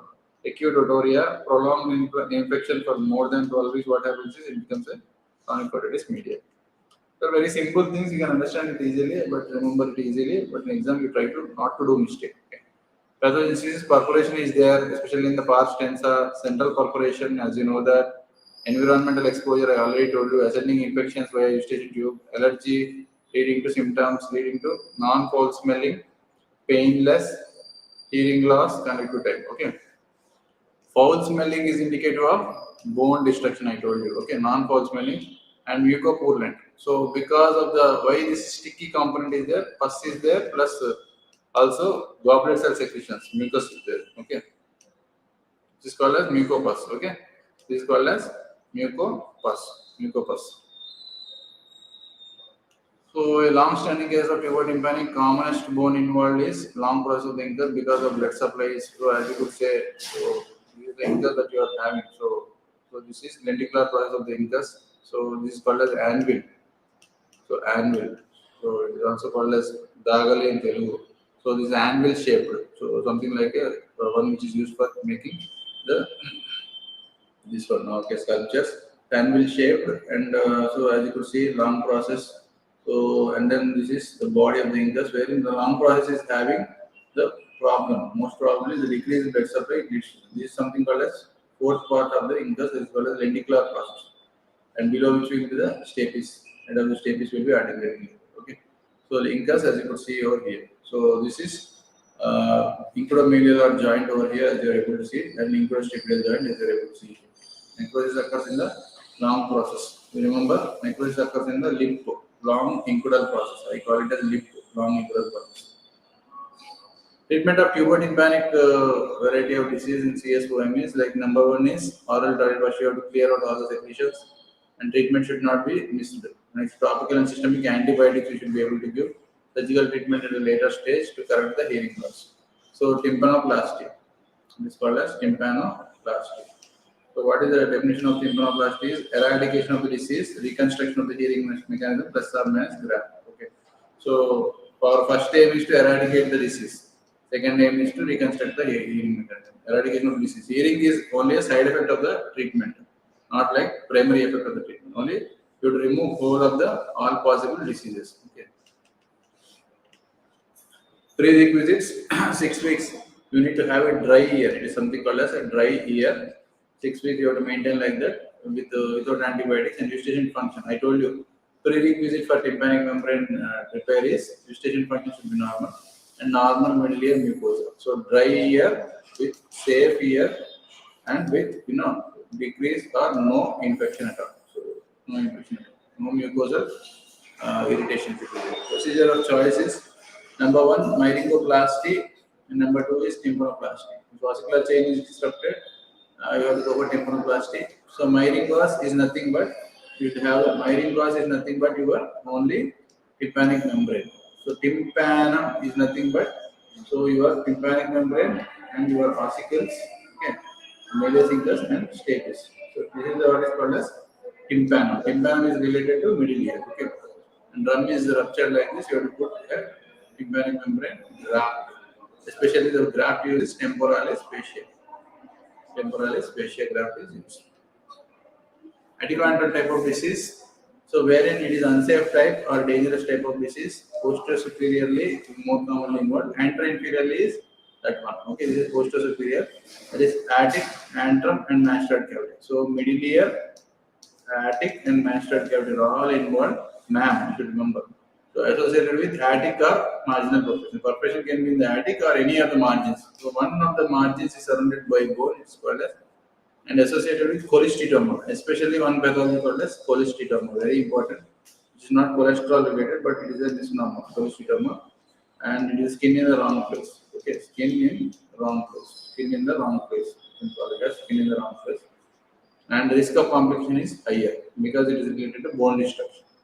Cholecystoma is presence of keratinizing stratified squamous epithelium within the middle ear, which is not cholesterol nor a tumor. Oma is not a tumor, it is the wrong thing, not cholesterol.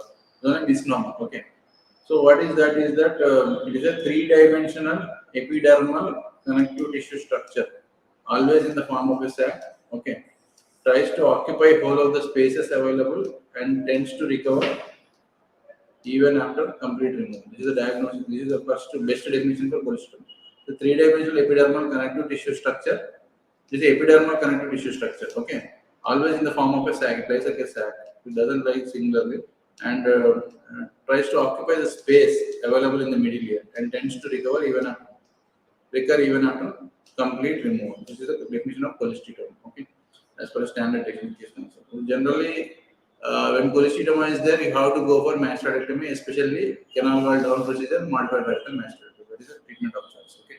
If cholecystoma or dangerous disease is there, you have to go for a canal wall down procedure. Canal wall down procedure include modified radical mastectomy. MRM is must.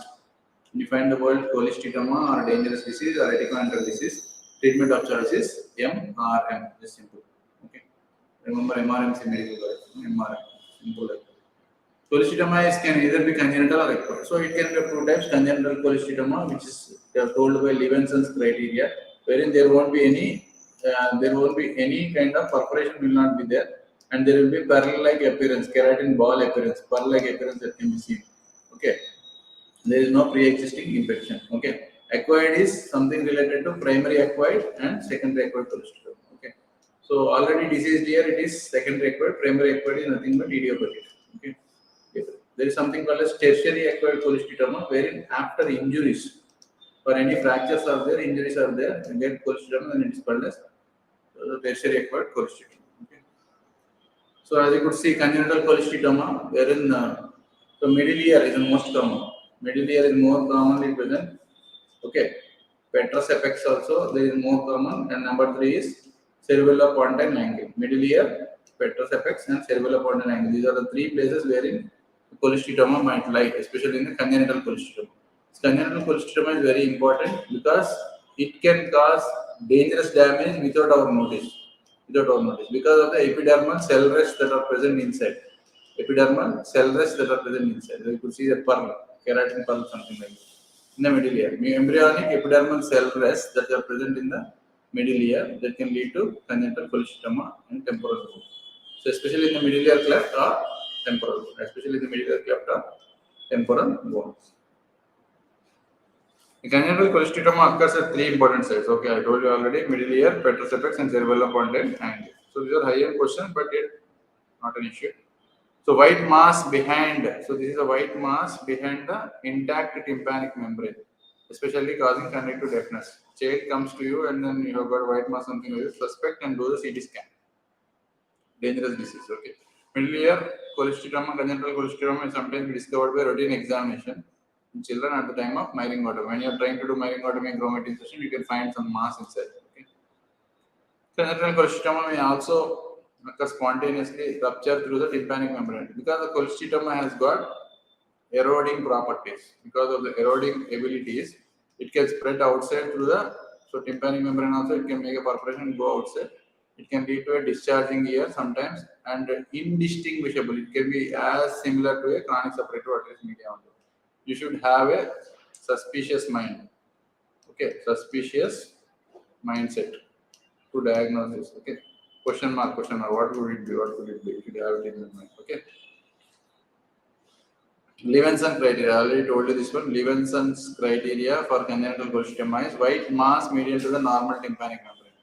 White mass medial to the normal tympanic membrane, especially normal pars flaccida and normal pars tensa. There is no history of otorrhea. Okay, or perforation, no prior otological procedures. You should not have done any surgeries before.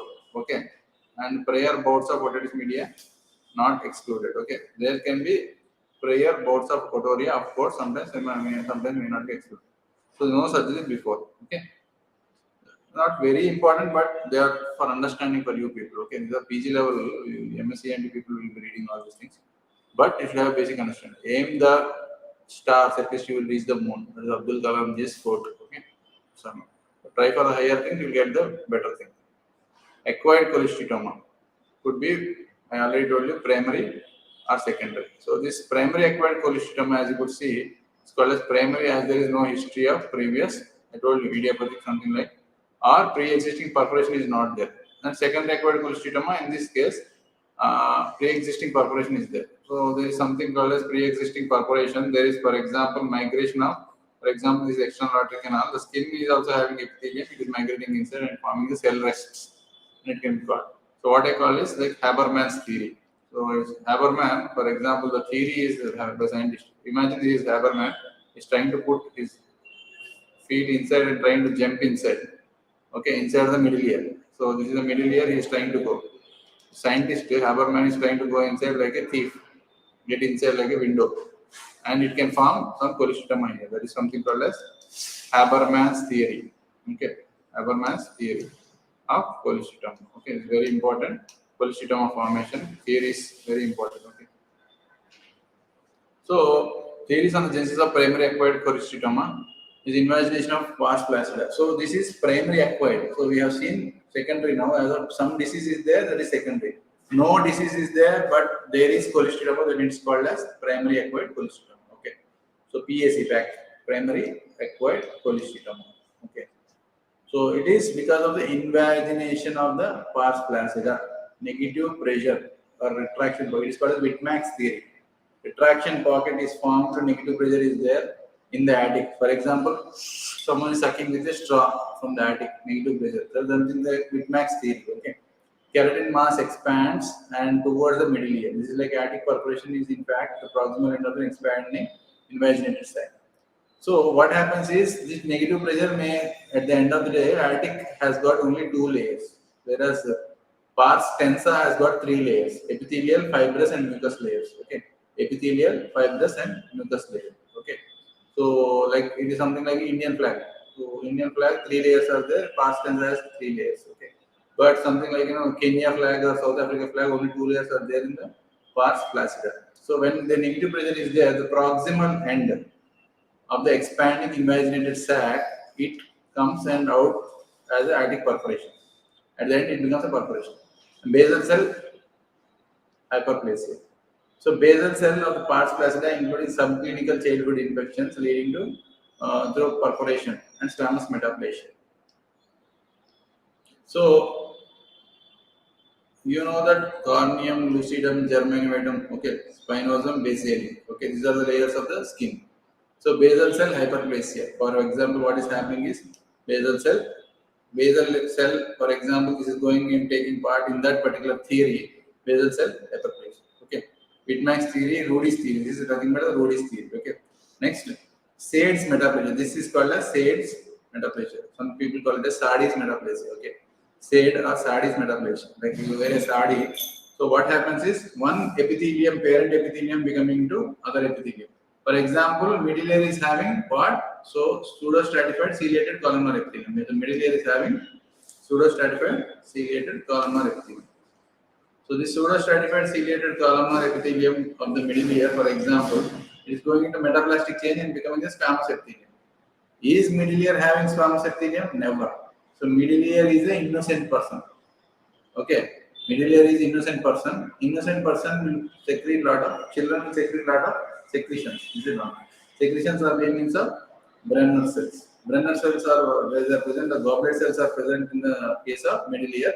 These goblet cells are present in the not present in the squamous epithelium. So do your skin secrete? Nothing. But the mucosa of the nose or ear secretes. So when that mucosa is getting transformed and becoming the squamous epithelium, that is metaplasia. That is something called as Sadie's metaplasia. Okay. So it is Wittmann's theory, Rudy's theory, and Sadie's metaplasia. You are having these three things here. Okay. So secondary acquired cholecystoma. Secondary acquired cholecystoma. I already told you this Haberman's theory. So Haberman is like a thief entering, for example. There are students like this one. Thief is trying to enter inside and is putting the leg inside. So that is he is entering inside and he is becoming a keratin for example. That is what is nothing but Haberman's theory. Okay. So it is a posterior superior marginal perforation. So posterior superior quadrant is a dangerous quadrant as you know. Okay. Marginal perforation or sometimes large central perforation. So you may have this one. For example, this is the right tympanic membrane like this. You can have a perforation here or large perforation which is enough to go inside. Large C. As you know, perforations, varieties of perforations, you will have it. So if you take the perforations as it is, as you know that, so pinhole perforation, small perforation occupying 1/4 quadrant, medium perforation occupying 2 quadrants, large perforation like this, total perforation, subtotal and total perforation. Subtotal perforation spares the annulus. Okay, yes, sparing the annulus. Okay, sparing the annulus. Total perforation, even annulus is also gone. Okay, annulus is nothing but the fibrous annulus. Okay, and bony annulus is involved, so it's like a cycle tire with a tube. Okay, this is the bony annulus. Inside which will be the fibrous annulus of the tympanic membrane fixed. Okay, cycle tire and a tube. Cycle tire rim, that rim, steel rim is nothing but bone. And around inside, for example, imagine the tube is inside the rim. So that becomes a fibrous annulus. Okay. So when this fibrous annulus is also involved, it is called as total perforation. When bony annulus anywhere it is involved, it is marginal perforation. Okay. Bone, remember, gone. Bone, gone. Bone not there. Okay. Simple. Okay. Bone, gone. In Malayalam, it is bone, gone. You should say like that. Okay. Simple. Simple. Okay. So that is very simple. I tell the students like that. Okay. Eustachian tube dysfunction. So what happens? Eustachian tube dysfunction, it leads to negative pressure on retraction pocket. Once again, like sucking into the straw. Mostly in the pars flaccida only. May occur sometimes. So it is leading to primary acquired cholecystitis. See, any of these theories can lead to any of the cholecystitis. If there is no disease before, it is primary acquired. It can, if there is disease before, for example, perforation is there, someone entering inside the perforation, Haberman's theory, and it is secondary. As simple as that. So nothing, don't break your brain whether it is both primary or secondary something. Retraction pocket directly occurring. No disease before, only negative pressure occurring. It is primary acquired cholecystitis. As simple as that. You have got very big buildings to construct like general medicine surgery, etc. etc. In that small building should be constructed simply. That is our concept. We try to teach ENT as simple as that. Don't break your head for ENT. Okay. So that's why we are trying to explain with all those simple examples. Okay. Acute necrotizing, what it is mean. Of course, my concept I call it as don't remember ENT, forget about it. Because I am there. Okay. Forget about ENT because I am there. Read about other surgeries. When I am there, you need not read ENT, something like that. Forget ENT, not forget ENT, forget about ENT. Remember other subjects. Okay, that is our concept of teaching the ENT. I hope most of these things are useful. Like the doodling will help you to remember for a longer period and you will understand it better. Once you have a concept, it is very simple. Okay, this acute necrotizing order media we have already seen. Okay, so with the beta hemolytic streptococci, marginal perforation, epithelial migration of the perforation, secondary acquired cholecystitis. Anything pre-existing disease is there, secondary acquired. Other than that, congenital or primary. Okay. Secondary acquired cholecystitis presence is by enzymatic bone destruction.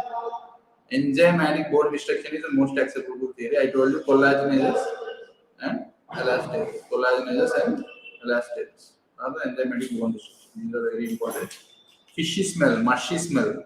Okay, that foul smell is all with the primary acquired cholecystitis. pathogenesis is by liberation of chemicals. So chemicals because of pressure, ischemia leading to necrosis. Okay. Primary acquired cholecystitis is something like putting a sugar cane in the machine. Okay. The crushing everything and negative pressure is produced because of it, pressure ischemia and leading to necrosis. And primary and secondary acquired cholecystitis, any cholecystitis at the end of the day, foul smelling discharge, it is scanty. Okay. Bone doesn't have this mucus secreting cells, therefore, like a dead mouse or rotten fish. Okay, dead mouse or rotten fish, you will never forget. No, this description is so bad. Okay, something called in Telugu, you call it as you can never forget that. Okay, so rotten fish or dead mouse leading to osteitis and leading to granulation formation, red fleshy polyp. Fearful red fleshy polyp is a feature of. Don't say that red fleshy means it is a not like a tuberculosis disease. Red is there. It is a fearful fleshy polyp. Reddish is there. Then there is active inflammation, that is osteitis related to that. So it is leading to ossicular chain necrosis even because of the pressure. Okay. And hearing loss mainly connected to type, but in long-standing cases it is of the mixed type. You have to remember this one, mixed type. Cholecystitis clinical features. Once again, whether it is primary or secondary, scanty, foul smelling, painless discharge. Okay. So discharge and conductive type of hearing loss, ossicles get eroded initially and mixed hearing loss in a later stage. Tinnitus may be present because of erosion of the labyrinth sometimes. Bleeding can be there, of course, it is rare in case of polyp and granulation tissue. So polyps and granulation tissues, especially polyps and granulation tissues, can be present even in the tuberculosis type of disease, long-standing cases, because severe inflammation. What is this granulation tissues? Blood vessels will have generally normal coats. Okay, so as you could see, the blood vessel coats are there, but only endothelium-lined coats. If you are touching them, they are bleeding.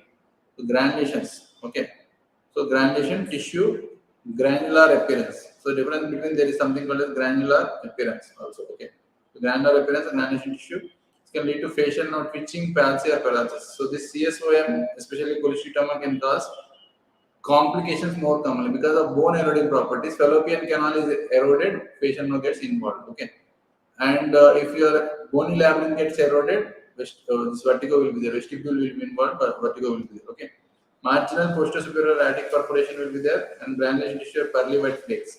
Pearly white flakes are curdy. Curdy is something like pearly white, especially flakes. Okay, cholecystitis is suggestive of all those things. Okay. So you could see cholecystitis CT scan, especially HRCT temporal bone. You should call it as HRCT, high resolution CT scan. 0.5 mm cuts, you should be calling it as 0.5 mm cuts. So CT scan is the investigation of choice in cholecystitis. So as you could see, so cholecystitis, especially in X-ray, it is seen as cotton wool appearance. Okay, cotton wool appearance. So surrounded by normal, so osteitis and granulation related, related to opacity. So okay, cotton wool appearance in the X-rays. Treatment of cholecystitis, number one, surgery only. Okay. So, okay, you should say surgery. I don't like, but surgery likes me. I can't avoid. Okay. So there is no other option for cholecystitis, especially for surgery. You have to do the surgery and removal. Primary aim is removal of a whole of the diseased mastoid cavity, especially the MRM. Okay. So you should remember MRM. Okay, you can't avoid MRM in this. Okay, you have to do it. Okay, so surgery of choice is modified radical mastoidectomy. So wherein you could see if this is particularly diseased here, what is the concept of this modified radical mastoidectomy? I'll just try to tell you in simple this. Okay, so when the surgery comes, so ciliated columnar epithelium lines the eustachian tube. I think we have changed this one. Okay, we'll go for surgery details only even before that. We'll take a empty slide. So what happens is here also we are not leaving any slide left. Not an empty slide. Okay. So the concept of surgery. I told you already this one 07. So this is my concept for student 007, like James Bond 007. This is 07 concept. Okay. So wherein I told you this will be the tympanic membrane and this will be the ossicles. Then this will be the adductor mastoid. This is the antrum. As you can see, this is the lateral central canal. This is one more, like wherein you have a facial nerve like this. So what happens is this is middle ear, this is attic and mastoid cavity. Okay. So you have got a posterior meatal wall here. Okay. and this is lateral attic wall. So just remember, posterior meatal plus lateral attic wall, PM and LA. Okay, you got a strong PM now, and your LA is also getting strengthened. So posterior meatal wall and lateral attic wall, if you remove, what happens is everything is converted into single C-shaped cavity. Everything is converted into a single C-shaped cavity. So this particular thing which is there upon the vertical part, if you take the fascia now, it is going like this and then like this. Okay. What is that 1 more 7 that is coming over here is fascia now coming like this and like this. Okay. 0, 7, 7. It's not 0, 0. Fascia now is coming like this, and there is a bone here. This is something called as this is. So the bone like this and like this, something called as bridge and bridge. Okay. Facial bridge and facial bridge. Okay. Bridge is the horizontal part. Have you ever seen a vertical bridge? Never. Then you go directly up towards the circum. Okay. You don't climb the vertical bridge. This is the bridge is horizontal. This is vertical. So bridge is broken and bridge is reduced. Okay. BBRR. Okay. Okay. It's not RRR. BBRR. Okay. So bridge is broken, bridge is reduced. If you remove these bones, what happens is it is made into a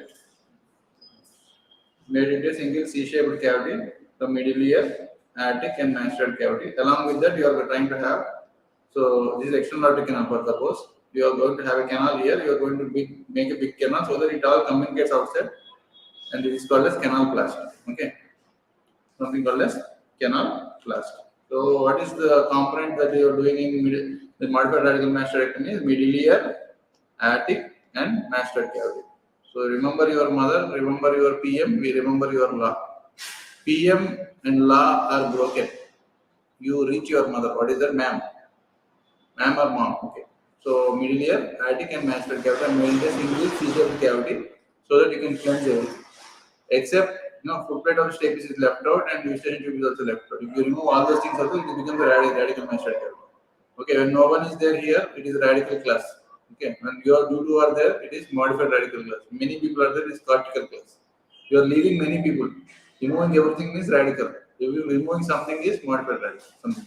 So PM, law, bridge broken, bridge reduced. This is the concept of MRI. Okay, as simple as that, and that is the treatment of choice. Okay, whenever you remember cholecystitis, remember that dialogue. Treatment of choice is surgery, surgery, surgery. Can't avoid. You have to do that. No other option. You have to learn, and if you don't know also. So next is ciliated. We stop 623. Okay. Two more. Okay. 25. Okay. So ciliated, he wants to remember well. That's why he wanted 625. Okay. So ciliated columnar epithelium lines the eustachian tube. So as you can know, pseudostratified ciliated columnar epithelium. Ciliated columnar epithelium is like nothing but a conveyor belt in an airport. Okay. So it will drive all those things like this. Just to drive towards the nasopharynx. So I told you. So 9. Write a TV9 and put a mirror here. It becomes the eustachian tube like this. Okay. So this is how I teach the student. No confusion. Okay. You go like this and then you go to the nasopharynx. This is the nasopharynx level. So lines the eustachian tube, anterior mesotympanum and inferior hypotympanum. While cuboidal epithelium lines the attic, mastoid and posterior mesotympanum. So posteriorly cuboid, anterior-inferiorly it is ciliated columnar, posterior-superiorly it is cuboidal epithelium. If you take this is the eustachian tube, it is ciliated columnar and posteriorly it is cuboid. Nowhere squamous epithelium is there in the middle ear. Okay. Nowhere squamous epithelium there in the middle ear. So it is simple patch test. Patch test helps to find out the integrity of the ossicles. Okay. Hence to decide whether myringoplasty or tympanoplasty. When you are going to repair whole of the tympanum, that is middle ear, this tympanoplasty only graft, it is myringoplasty. Needs to be done in case of safe CS4. It's something like Hanumanji. You can remember Hanumanji exam. You are asked to see the Lanka, just see and come back. Then it is myringoplasty. You go and burn everything and come back, it is tympanoplasty. So it's as simple as the Ramayana exam. Okay. So this is myringoplasty and tympanoplasty, which needs a patch test. For example, ossicles are intact. It is called as preferential pathway. Ossicles are intact. The sound is supposed to go through the ossicles and reach the oval window. If preferential pathway is not there, you have to go for tympanoplasty or ossicular reconstruction. Okay. Patch test. For example, what is patch test? Then deafness is 40 to 50 decibels. More than 60 decibel loss, you have to imagine that ossicles are at risk. In Pluton audiometry, if you get result more than 60 decibel loss, you can think More than 40 itself you can think, but more than 60 days ago you can have them. Put an aluminum flash. Nowadays nobody is doing. I never did this in my whole of the 10 years career in ENT. But it's only for theoretical importance. Repeat the pure tone audiometry, hearing improved, muscular chain intact and mobile. Hearing same worse. This was done when the CT scans were not there. You know, with CT scan you can see the whole of the ossicles inside the temporal lobe. So there is no point in doing patch test. You have to remove this from the syllabus. Okay. So we are not doing only historical importance. And hearing in CS1 is better when the air is discharging due to shielding effect. It is something called as round window shielding effect. So someone is there, so to shield. So someone is getting drained in a flood. He finds some tree like this. He holds it. He is temporarily saved. But later on, if water flood increases, he is gone. In the same way, because of the flood itself, it is causing better hearing sometimes. That's something related to this one. Okay. Thank you very much. We'll terminate here next week. Thanks for the patient listening. Any feedback and no questions are welcome. Okay. If you don't ask the questions, our knowledge will get decreased. If you ask the question, we try to read more.